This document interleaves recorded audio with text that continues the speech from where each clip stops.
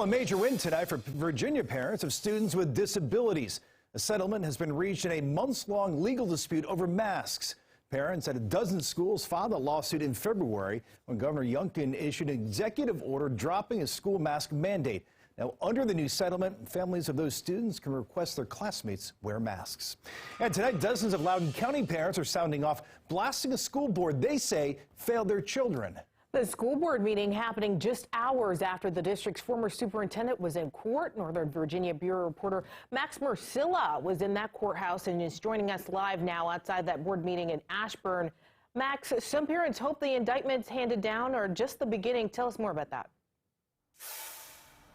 That's right. Well, not only indictments, they want more people out of their jobs, from people currently still in the Loudoun County School Administration to nearly everyone on the school board. And despite discussions about potential policy reforms to avoid scenarios such as what happened last year, there were still some very vocal frustrations. One by one, Loudoun County parents approached the mic and delivered harsh messages of disapproval to the school board on Tuesday night. One said their legacy is one of failure. Others called for them to step down. They should resign. Why do you say that? Because everyone that was on that board either had the opportunity to stand up and say something, and I know that one or two have.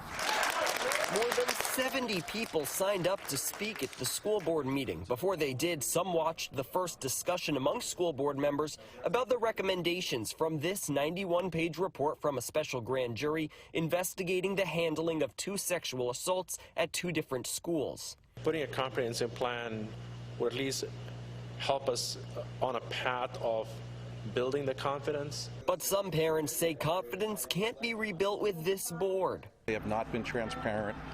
They seem to hide things, and I'm glad all of this has come out. I'm glad that the superintendent has been fired, quite frankly. Former Superintendent Scott Ziegler was in court hours earlier, facing 3 misdemeanor charges stemming from the investigation, as was Public Information Officer Wade Byard, who's on unpaid leave from LCPS. He plans to plead not guilty. At this point, I can't address any specific charges because neither my attorney nor myself have been given any indication of what I've been alleged to do. Jess and Scott Smith, the parents of one of the 2 sexual assault victims, were in the courtroom. This was a day of reckoning. And later they spoke at the school board meeting. Scott Smith calling for more firings. Basically, if they just stand there and refuse to resign, they're just hurting our children even further. Some school board members that they would support releasing the independent review the school district did into those 2 sexual assaults, though no indication if or when that report would be made public. Reporting live in Ashburn, Max Marcilla, DC News Now.